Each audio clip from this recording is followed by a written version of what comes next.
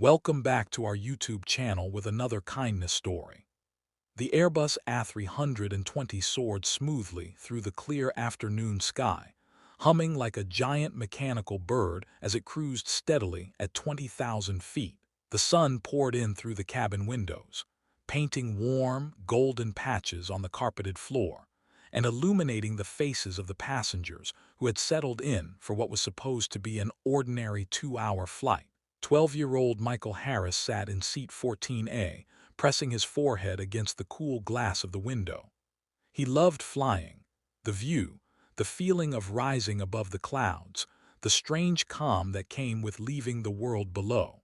But today he felt a sliver of nervousness that he couldn't quite explain. Maybe it was the odd silence from the cockpit earlier, or maybe it was just his imagination. He brushed the thought away. Beside him, his backpack rested on the floor, filled with the usual things: snacks, a book, his tablet, and his favorite flight simulation notebook. Michael had spent countless hours practicing landings, takeoffs, and emergency procedures on his flight simulator at home. He didn't consider himself an expert, of course, just a kid with big dreams of becoming a real pilot someday. The idea of controlling a massive aircraft in real life felt like a fantasy, something far, far away. The plane vibrated slightly as it passed through a thin layer of turbulence. Nothing out of the ordinary. A flight attendant made her rounds through the aisle, offering drinks and snacks with the practiced smile of someone who had done this job thousands of times. Life on board felt normal, peaceful even. But that peace shattered in an instant. A sudden burst of static crackled through the cabin speakers, followed by a faint, distressed voice. "Ladies and passengers, if anyone on board has medical experience." The announcement cut off abruptly. People glanced around in confusion. A puzzled murmur spread through the cabin like ripples across water. The flight attendant froze mid-step, turning her head toward the front of the plane. Something was wrong, terribly wrong. Michael sat up straight, his heart thumping. As the seconds stretched, the silence grew heavier, thicker, until it felt like the entire aircraft was holding its breath. Then chaos erupted. Another flight attendant sprinted down the aisle, her face pale and frantic. She rushed toward the galley, grabbed the intercom phone, and whispered sharply into it. Her hands trembled. She wasn't just startled, she was frightened. Passengers began asking questions. Is everything okay? What happened? Are we supposed to be doing something? But the crew didn't answer. They didn't have answers. Moments later, two attendants disappeared behind the cockpit door, which swung shut behind them. Michael leaned forward, trying to catch a glimpse. His stomach tightened when the attendants re-emerged just seconds later, but this time they were carrying something. No, someone, the captain. His arms hung lifelessly at his sides. His head rolled back. A mask was placed over his face, but his chest wasn't moving. Gasps filled the cabin. A woman screamed. Someone shouted, "Is he breathing?" The attendants laid the captain on the floor and immediately began CPR. Another attendant rushed back into the cockpit and then returned with the first officer, equally unresponsive, equally motionless. Both pilots were down. Panic spread like wildfire. Michael's breath caught in his throat. Both pilots. That wasn't possible. It couldn't be. Pilots were trained professionals, fit, calm, healthy. What could make two of them collapse at the same time? The plane continued its smooth flight on autopilot, but now that fact felt terrifying instead of comforting. The attendants frantically searched for a doctor or nurse among the passengers. A man in his 30s stepped forward and attempted to help, but after several long minutes of chest compressions, mouth-to-mask breathing, and frantic checking of pulses, he looked up with a grim expression. "They're not responding," he said quietly. Michael felt the color drain from his face. The words seemed to echo inside his skull, bouncing off the walls like thunder. Not responding. Both pilots. No one flying the plane. The cabin descended into a mixture of crying, shouting, and whispered prayers. Some passengers clutched their loved ones. Others stared blankly at the ceiling as if hoping some miracle would descend from the clouds. Michael sat frozen, gripping the armrests, his heartbeat pounding like a drum in his ears. His mind raced through everything he knew about flying: autopilot systems, navigation panels outside. The sky remained calm, the sun still shining peacefully over the white expanse of clouds, completely unaware of the disaster unfolding inside the aircraft. The Airbus A320 continued forward, unmanned, vulnerable, and carrying 180 terrified souls toward an uncertain fate. Outside, the sky remained calm, the sun still shining peacefully over the white expanse of clouds, completely unaware of the disaster unfolding inside the aircraft. The Airbus A320 continued forward, unmanned, vulnerable, and carrying 180 terrified souls toward an uncertain fate. The cabin buzzed with panic, a low, trembling hum of fear rising from every row. Some passengers cried openly, others whispered frantic prayers, and a few simply sat stunned, unable to process the reality they were trapped in. The flight attendants tried to comfort people, but they were trembling themselves. Without the pilots, they were just as lost as everyone else. Michael sat stiffly in seat 14A, hands shaking on his lap. His breathing was shallow, and the roar of blood in his ears almost drowned out the chaos around him. He kept glancing toward the cockpit door. It looked impossibly far away. His thoughts ran circles around one terrifying truth: no one is flying the plane. He imagined the autopilot suddenly giving up, the aircraft dipping, alarms blazing. He pictured the worst-case scenarios every aviation video had warned about. But then, just as the fear threatened to swallow him, another memory pushed through. One of him sitting in front of his computer late at night, practicing emergency descents, listening to real air traffic control on YouTube, memorizing the steps to stabilize a plane. His father used to laugh and say, "You take this simulator more seriously than actual pilots." But Michael knew it wasn't a joke. He loved flying deeper than anything. And even though he was just a kid, he understood more about cockpits than most people on that plane. The voice inside him grew louder. "You can't just sit here. Someone has to try." He swallowed hard. His legs felt like rubber as he pushed himself to stand. For a moment he hesitated. What if people laughed? What if the crew ignored him? What if he made things worse? But then a sharp jolt of turbulence rattled the cabin, shaking overhead bins and prompting several screams. That did it. He stepped into the aisle. One of the flight attendants, the same woman who had brought drinks earlier, spotted him. Her eyes were red from crying and she was breathing rapidly. "Honey, you should stay seated," she said shakily. Michael's voice trembled, but he forced the words out. I know something about flying airplanes." She blinked. "Sweetheart, I know you're trying to help, but—" "No," he said more firmly. "I really know. I have a flight simulator at home, like the real cockpit. I know how the controls work. And I know how to talk to air traffic control." Her face changed, doubt mixed with desperation. She wanted to believe him. She needed something to hold onto. Before she could respond, the cabin shook again. A loud ding sounded overhead, followed by a flashing amber light at the front panel, some kind of warning. Passengers gasped. The attendant's expression hardened with resolve. "Come with me." Michael followed her up the aisle, feeling dozens of terrified eyes watching him. Some people whispered, "That kid." But others spoke in hopeful tones, as if praying he really could help. At the cockpit door, the attendant punched in the emergency override code. The heavy door clicked open with a metallic thud. As she pushed it wide, a rush of cold, sterile air poured out. Michael's stomach dropped. The cockpit, once the safest, most controlled place on the plane, was a mess. Warning lights flashed angrily on the panels. A soft alarm beeped in the background. The captain and first officer lay motionless on the small floor space behind the seats, a grim reminder of how fragile everything had become. The attendant knelt beside them, checking pulses again with trembling fingers, but she didn't need to say anything. Her face told the whole story. She stood. "Michael, someone needs to be in that chair. We can't leave the cockpit empty." His throat tightened. "Do you want me to sit there?" She nodded slowly. "Just keep the plane steady and talk to the controllers. They'll help you." Michael stepped inside, feeling a strange mixture of terror and awe. He had dreamed of sitting in a real cockpit since he was 6 years old, but not like this. Not with lives on the line, not with the actual pilots unconscious behind him. He reached the captain's seat and gently slid into it. His feet barely touched the pedals. His hands hovered over the controls, trembling. The attendant leaned forward and whispered, "Lock the door. We can't have anyone storming in during panic." Michael hesitated. Locking himself inside felt terrifying, but he nodded.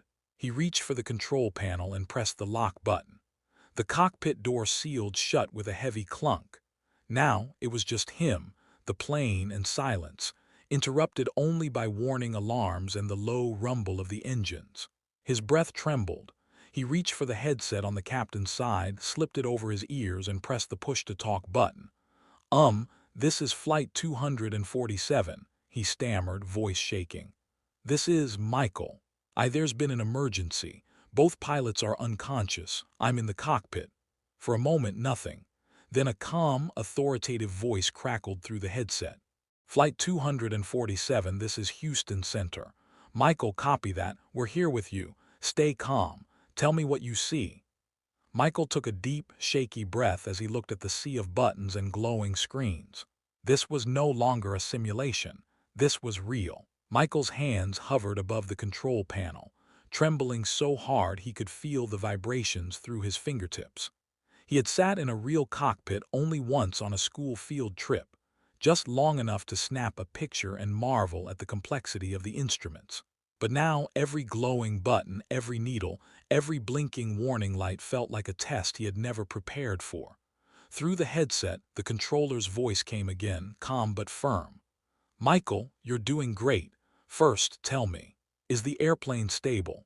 Do you see any warning messages?" Michael scanned the displays. His chest tightened when he spotted them, 3 yellow caution lights blinking steadily and 1 amber message reading "Autopilot disconnect." He swallowed. "Yes, the autopilot is flashing a warning and I think it's disconnecting." "Okay, don't touch anything yet," the controller instructed. "What's your current altitude?" 20,000 feet. "Good, you're still level. We're gonna walk through this step by step, all right? Can you take a deep breath for me?" Michael inhaled shakily, trying to steady himself. "I'm here," he whispered. The controller's voice softened. "You're not alone, kid. Thousands of us are right here with you. Let's start by taking manual control so the aircraft doesn't pitch down." Pitch down. Michael knew what that meant. Nose diving. The kind of thing that ended stories, not saved them. He reached for the side stick, the small joystick-like control used to steer the Airbus. His hand shook violently. "It's okay," the controller reassured him. "Give it a gentle grip, not tight, just enough to feel it." Michael wrapped his fingers around the side stick. "Got it. All right, now gently pull back a hair, just a hair, until the aircraft stabilizes." He pulled. Not too much, not too little. The plane dipped for a terrifying second, a sharp drop that made the stomachs of every passenger lurch. Screams broke out behind the cockpit door, muffled but unmistakable. Michael's breath hitched. "Sorry, sorry," he blurted. "You did fine," the controller said quickly. "Now the plane is responding to you. Keep steady. Small movements only." Michael straightened the wings, watching the artificial horizon slowly return to level. The alarms quieted. The aircraft glided smoothly again. He let out a shaky sigh. "Good job," the controller said. "Now I need you to look at your main navigation screen. Tell me your heading." Michael read the numbers aloud. The controller guided him to adjust slightly, aligning them toward a nearby regional airport equipped for emergency landings. Then came the next step. "Michael, I'm going to connect you with a pilot, a real Airbus captain. He'll guide you through the rest." Another voice joined the channel, older, deeper, steady like a rock. "Hey there, Captain Michael," the man said gently. "Name's Captain Rodriguez. We're gonna fly this bird together. You ready?" Michael felt something loosen inside his chest at the sound of the calm, guiding voice. I think so," he said softly. "That's all I need." With Rodriguez guiding him, Michael checked the engine indicators. Both were fine. He monitored airspeed, keeping it steady. He handled small turbulence pockets. Each instruction came slowly, clearly, giving him enough time to process. But then a new sound pierced through the cabin, the overspeed warning. Michael felt his stomach drop. He knew that sound from his simulator. "What's happening?" he cried. "You're going too fast in descent," Rodriguez explained. "Michael, reduce your throttle. Look for the levers between the seats." "I see them. Pull them slightly back, small adjustment. Good. A little more. Perfect. Watch the speed drop."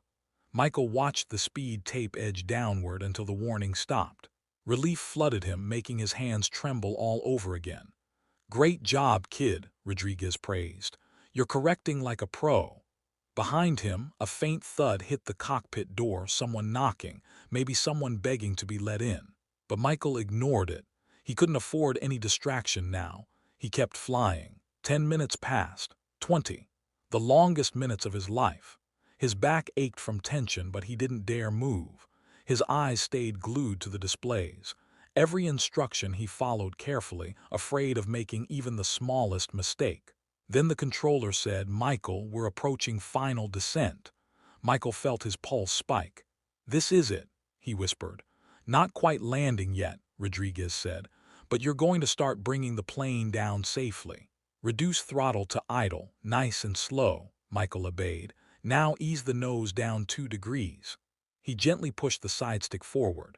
The nose dipped calmly, smoothly. No sudden drops, no screams outside the door. Just a long, steady descent. "That's it," Rodriguez said, pride clear in his voice. "Keep this rate, you're taking us home." Michael stared out the cockpit window. The clouds parted. And for the first time since he had entered the cockpit, he saw it. The faint outline of a runway far below, like a thin line drawn across the earth. Hope. He took a deep breath. "Okay," he whispered, gripping the controls. "I'm ready," but the hardest part was still ahead. The runway, a thin silver line glimmering in the sunlight, grew slowly larger in the cockpit window as Michael guided the Airbus through the thickening clouds. His palms were slick with sweat, his heart pounding so hard he felt it in his throat. Every second felt like a balancing act between control and disaster. Captain Rodriguez's steady voice filled the headset. "Stay focused, Michael. You're doing beautifully. We're going to set you up for a smooth approach. Just follow my instructions."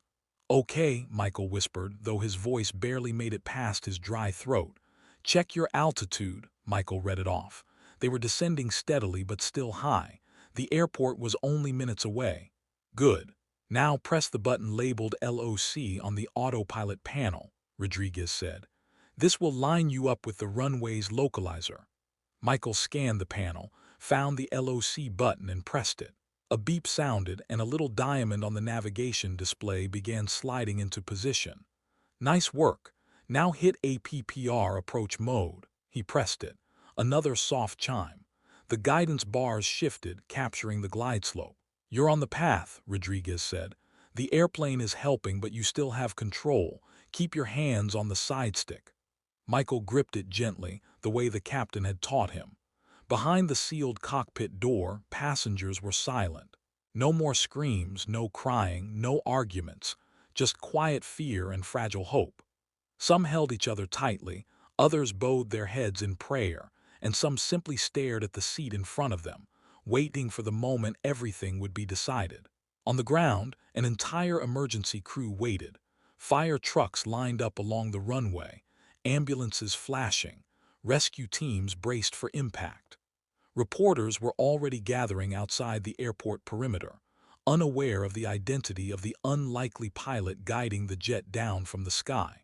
Up in the cockpit, Michael kept breathing slowly, just like Rodriguez told him. "Michael," the captain said gently, "when you break through the next layer of clouds, you'll see the runway clearly. Focus on keeping the nose steady. Don't chase the glide path, let it come to you." Michael nodded, though his hand still trembled. The aircraft pierced the lower cloud layer, and suddenly there it was. The runway stretched out like a long, dark carpet welcoming him home. The sight made Michael's breath catch in his throat. "I see it," he whispered. "Excellent," Rodriguez replied. "Now listen carefully. At about 50 feet above the runway, you'll begin to flare. Pull back gently on the side stick to soften the touchdown. Michael swallowed. Got it. The Airbus rumbled through pockets of wind. Each shake made Michael's stomach twist, but he kept his focus sharp, eyes on the runway, hands steady, breathing controlled. Speed check, Rodriguez asked. Michael read the indicated airspeed. A little fast. All right, add 1 notch of flaps. He reached for the flap lever and pulled it down. The plane responded with a gentle lift and a slight nose pitch. Good correction. You're doing this like someone twice your age. Michael allowed himself a tiny, nervous smile. As the aircraft neared 500 feet, alarms chimed softly, standard altitude callouts. 500, the plane's automated voice announced. You're committed, Rodriguez said. Keep her straight, small corrections only. Michael nudged the side stick left, then right, aligning the plane perfectly with the center line. 300, the ground loomed closer. 200, Michael's heartbeat felt like drumfire. 100, steady, steady. 50. Now flare, Rodriguez said. Michael pulled back gently. 30, the engines automatically reduced to idle. 20, he held the nose steady, every muscle tight. 10, a long silence. Then thump. The wheels touched down with a firm bounce. Michael's breath left his body in a gasp, but the plane settled, rolling fast along the runway. You're down. Now brake. Gently, Rodriguez shouted. Michael pressed the brake pedals with shaking feet. The engines roared as reversers engaged. The plane slowed. 120 knots, 90-70. The aircraft drifted slightly left. Correct it, Rodriguez said. Michael nudged the side stick, bringing the jet back to center. Keep braking, keep braking. The world outside slowed to a crawl. And then silence. The Airbus came to a complete stop. Michael froze. His hand slipped from the side stick. His chest heaved as he took in a deep, shaky breath. You did it, Rodriguez said softly. Michael, you landed an Airbus. You saved everyone on that plane. For several seconds, Michael couldn't move, couldn't speak. Then a sudden roar erupted, muffled through the cockpit door, but unmistakable. Cheers, sobs, applause filling the entire cabin. The flight attendants unlocked the cockpit from outside. When the door swung open, Michael looked up to see a crowd of stunned passengers, their faces streaked with tears, their eyes wide with disbelief and gratitude. A woman rushed forward and hugged him. A man sank to his knees, saying thank you over and over. People applauded, clapped, cried, cheered. Michael stood there, overwhelmed, tears gathering in his own eyes. A kid, a 12-year-old boy, had flown a plane. He hadn't just dreamed of being a pilot. He had become one. That day in the sky, in the captain's seat of a falling airplane, Michael Harris became a hero.